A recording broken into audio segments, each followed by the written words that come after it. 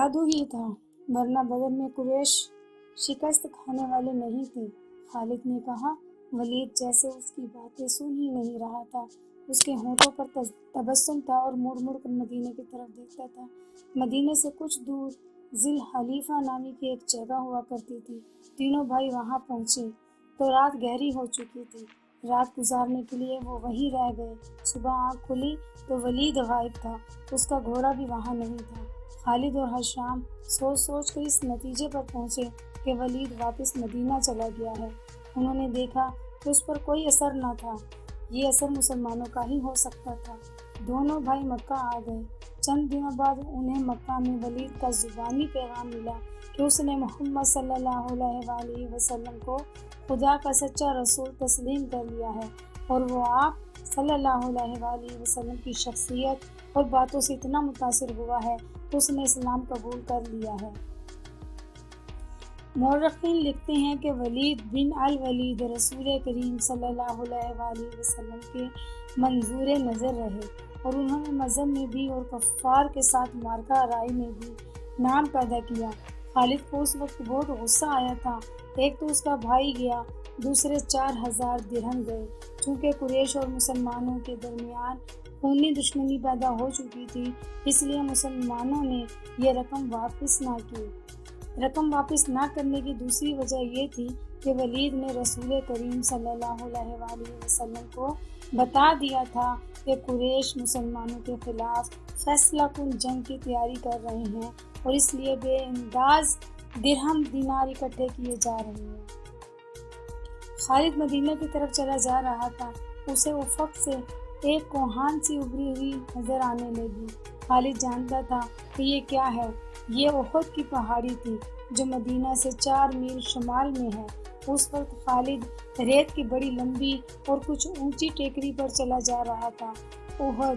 خالد کے ہونٹوں سے سرگوشی نکلی اور اسے اپنی للکار سنائی دینے لگی، میں ابو سلیمان ہوں، میں ابو سلیمان ہوں۔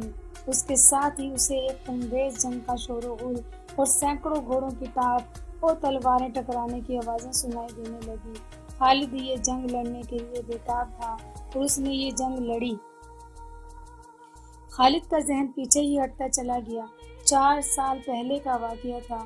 مارچ 625 عیسوی شوال 3 ہجری کے مہینے میں قریش نے مدینہ پر حملہ کرنے کے لیے جو لشکر تیار کیا تھا وہ مکہ میں اکٹھا ہو چکا تھا۔ اس کی کل تعداد 3000 تھی۔ اس میں 700 افراد نے زرہ پہن رکھی تھی، گھڑ سوار 200 کے لگ بھگ تھے، اور رسد اور سامان جنگ 3000 اونٹوں پر لدا ہوا تھا۔ یہ لشکر کوچ کے لیے تیار تھا۔ خالد کو ایک روز پہلے کی بات کی طرح یاد تھا کہ اس لشکر کو دیکھ کر وہ کس قدر خوش ہوا تھا۔ انتقام کی آگ بجھانے کا وقت آ گیا تھا۔ اس لشکر کا سالار اعلیٰ ابو سفیان تھا، اور خالد اس لشکر کے ایک حصے کا کمانڈر تھا۔ اس کی بہن بھی اس لشکر کے ساتھ جا رہی تھی۔ اس کے علاوہ 14 عورتیں اس لشکر کے ساتھ جانے کے لیے تیار تھیں۔ ان میں ابو سفیان کی بیوی ہندہ بھی تھی۔ عمر بن العاص اور ابو جہل کے بیٹے اکرمہ کی بیویاں بھی شامل تھیں۔ باقی سب گانے بجانے والیاں تھیں۔ سب کی آواز میں سوز تھا اور ان کے ساتھ دف اور ڈھولک تھے۔ ان عورتوں کا جنگ میں یہ کام تھا کہ جو شیلے اور جذباتی گیت گا کر سپاہیوں کا حوصلہ بلند رکھیں اور ان کی یاد تازہ کرتی رہیں جو جنگ بدر میں مارے گئے تھے۔ خالد کو افریقہ کا ایک حبشی یاد آیا جس کا نام وحشی بن حرب تھا۔ وہ قریش کے ایک سردار جبیر بن مطعم کا غلام تھا۔ وہ دراز قد اور سیاہ رو اور طاقتور تھا۔ اس نے برچھی مارنے کے فن میں شہرت حاصل کی تھی۔ اس کے پاس افریقہ کی بنی ہوئی برچھی تھی۔ اس کا افریقی نام کچھ اور تھا۔ اسے عربی نام جبیر نے اس کے جنگی کمالات دیکھ کر دیا تھا۔ بن حرب۔ کچھ سے کچھ دیر پہلے جبیر بن مطعم نے اسے کہا، مجھے اپنے چچا کے خون کا بدلہ لینا ہے۔ شاید مجھے موقع نہ مل سکے۔ میرے چچا کو بدر کی لڑائی میں محمد کے چچا حمزہ نے قتل کیا تھا۔ اگر تم حمزہ کو قتل کر دو تو میں تمہیں آزاد کر دوں گا۔ حمزہ میری برچھی سے قتل ہوگا یا آقا؟ وحشی بن حرب نے کہا۔ یہ حبشی غلام اس طرف جا نکلا جہاں وہ عورتیں اونٹوں پر سوار ہو چکی تھیں جو اس لشکر کے ساتھ جا رہی تھی۔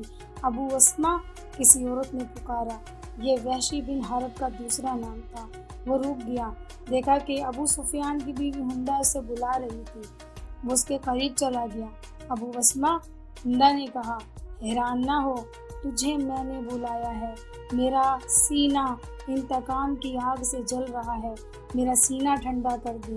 حکم خاتون، غلام نے کہا، اپنے سالار کی زوجہ کے حکم پر اپنی جان بھی دے دوں گا۔ بدر میں میرے باپ کو حمزہ نے قتل کیا تھا، ہندا نے کہا، تو حمزہ کو بھی اچھی طرح جانتا ہے۔ یہ دیکھ، میں نے سونے کے جو زیورات پہن رکھے ہیں، اگر تو حمزہ کو قتل کر دے گا تو یہ سب زیورات تیرے ہوں گے۔ وحشی بن حرب نے ہندا کے زیورات پر نظر ڈالی تو وہ مسکرایا اور زیر لب یہ پرعزم لہجے میں بولا، حمزہ کو میں ہی قتل کروں گا۔ خالد کو اپنے لشکر کا کچھ یاد تھا۔ اسی رستے سے لشکر مدینہ کو گیا تھا۔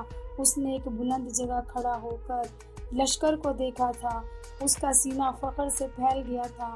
اسے مدینے کے مسلمانوں پر رحم آ گیا تھا، لیکن اس رحم نے بھی اسے دلی مسرت دی تھی۔ یہ خون کی دشمنی تھی، یہ اس کے وقار کا مسئلہ تھا۔ مسلمانوں کو کچل ڈالنا اس کا عزم تھا۔ جنگ احد کے بہت دن بعد اسے پتہ چلا تھا کہ جب مکہ میں قریش اپنا لشکر جمع کر رہے تھے تو اطلاع رسول کریم صلی اللہ علیہ وآلہ وسلم کو مل گئی تھی، اور جب یہ لشکر مدینہ کے راستے میں تھا تو رسول خدا صلی اللہ علیہ وآلہ وسلم کو اس کی رفتار، پڑاؤ اور مدینے سے فاصلے کی اطلاعیں مسلسل ملتی تھیں۔ آپ صلی اللہ علیہ وآلہ وسلم کو لشکر کے مکہ سے کوچ کی اطلاعات حضرت عباس نے دی تھی۔ قریش کے اس لشکر نے مدینہ سے کچھ میل دور کوہ احد کے قریب ایک ایسی جگہ کیمپ کیا تھا جو ہری بھری تھی اور وہاں پانی بھی تھا۔ خالد کو معلوم نہ تھا کہ مسلمانوں کے 2 جاسوس اس لشکر کی پوری تعداد دیکھ آئے ہیں اور رسول کریم صلی اللہ علیہ وآلہ وسلم کو بتا چکے ہیں۔ 21 مارچ 625 عیسوی کے روز رسول کریم صلی اللہ علیہ وآلہ وسلم نے اپنی فوج کو کوچ کا حکم دیا اور شیخین نامی ایک پہاڑی کے دامن میں جا خیمہ زن ہوئے۔ آپ صلی اللہ علیہ وآلہ وسلم کے ساتھ 1000 پیادہ مجاہدین تھے، جن میں سے 100 نے سروں پر زرہ پہن رکھی تھی۔ مجاہدین کے پاس صرف 2 گھوڑے تھے، جن میں سے ایک نبی کریم صلی اللہ علیہ وآلہ وسلم کے پاس تھا۔ اس موقع پر منافقین کے نفاق کا پہلا خطرناک مظاہرہ ہوا جو غداری کے مترادف تھا۔ مدینے کے بعض ایسے لوگوں نے اسلام قبول کر لیا تھا جو دل سے مسلمان نہیں ہوئے تھے۔ انہیں رسول اللہ صلی اللہ علیہ وآلہ وسلم نے منافقین کہا تھا۔ کسی کے متعلق یہ معلوم کرنا کہ وہ سچا مسلمان ہے یا منافق بہت مشکل تھا۔ جب مجاہدین مدینہ سے شیخین کی پہاڑی کی طرف کود کرنے لگے تو ایک بااثر آدمی جس کا نام عبداللہ بن ابی تھا، رسول صلی اللہ علیہ وآلہ وسلم کے ساتھ اس بحث میں الجھ گیا کہ قریش کا لشکر 3 گنا ہے، اس لیے مدینے سے باہر جا کر لڑنا نقصان دہ ہوگا۔ آپ صلی اللہ علیہ وآلہ وسلم نے مجاہدین کے دوسرے سرداروں سے رائے لی تو اکثریت نے یہ کہا کہ شہر سے باہر لڑنا زیادہ بہتر ہوگا۔ آپ صلی اللہ علیہ وآلہ وسلم عبداللہ بن ابی کے ہم خیال تھے، لیکن آپ صلی اللہ علیہ وآلہ وسلم نے اکثریت کا فیصلہ ہی منظور فرمایا اور کوچ کا حکم دے دیا۔ عبداللہ بن ابی نے شہر سے باہر جانے سے انکار کر دیا۔ اس کے پیچھے ہٹنے کی دیر تھی کہ لشکر میں سے 300 آدمی پیچھے ہٹ گئے۔ تب پتہ چلا کہ یہ سب منافقین تھے اور عبداللہ ان کا سردار ہے۔ اب 3000 کے مقابلے میں مجاہدین کی نفری صرف 700 رہ گئی تھی۔ رسول اللہ صلی اللہ علیہ وآلہ وسلم دل برداشتہ نہ ہوئے اور 700 کو ہی لے کر کوہ احد کے دامن میں شیخین کے مقام پر مجاہدین کو جنگی تربیت میں کر دیا۔ جنگی ترتیب میں کر دیا۔ خالد نے ایک بلند ٹھیکری پر کھڑے ہو کر مسلمانوں کی ترتیب دیکھی تھی اور اس نے اپنے سالار ابو سفیان کو بتا کر اپنے دستے کی جگہ طے کر لی۔ رسول اکرم صلی اللہ علیہ وآلہ وسلم نے مجاہدین کو کم و بیش 1000 گز لمبائی میں پھیلا دیا۔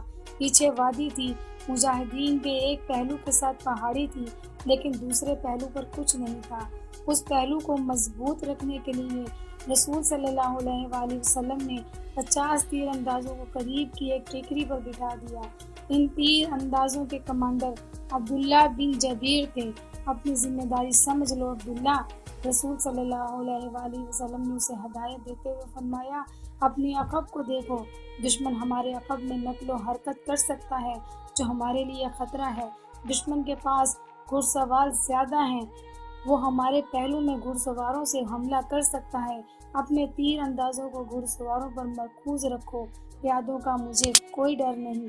تقریباً تمام مستند محررین، جن میں ابن ہشام اور واقدی خاص طور پر قابل ذکر ہیں، لکھتے ہیں کہ رسول اللہ صلی اللہ علیہ وآلہ وسلم نے عبداللہ بن جبیر کو واضح الفاظ میں کہا تھا، ہمارا عقب صرف تمہاری بیداری اور مستعدی سے محفوظ رہے گا۔ تمہاری ذرا سی کوتاہی بھی ہمیں بڑی ذلت امیز شکست دے سکتی ہے۔ یاد رکھو عبداللہ، اگر تم دشمن کو بھاگتے ہوئے اور ہمیں فتح یاب ہوتے ہوئے بھی دیکھ لو تو بھی اس جگہ سے نہ ہلنا۔ اگر دیکھو کہ ہم پر دشمن کا دباؤ بڑھ گیا ہے اور تمہیں ہماری مدد کے لیے پہنچنا چاہیے تو بھی یہ جگہ نہ چھوڑنا۔ پہاڑی کی یہ بلندی دشمن کے قبضے میں نہیں جانی چاہیے، یہ بلندی تمہاری ہے، وہاں سے تم نیچے ان تمام علاقے کے حکمران ہوگے جہاں تک تمہارے تیر اندازوں کے تیر پہنچیں گے۔ خالد نے مسلمانوں کی ترتیب دیکھی اور ابو سفیان کو بتایا کہ مسلمان کھلے میدان کی لڑائی نہیں لڑیں گے۔ ابو سفیان کو اپنی کثیر نفری پر ناز تھا، وہ چاہتا تھا کہ لڑائی کھلے میدان میں یعنی لامحدود محاذ پر ہو تاکہ وہ اپنے پیادوں اور گھوڑوں کی افراط سے مجاہدین اسلام کو کچل ڈالے۔ خالد کو اپنے باپ نے جنگی جالوں کی ترتیب بچپن سے ہی دینا شروع کر دی تھی۔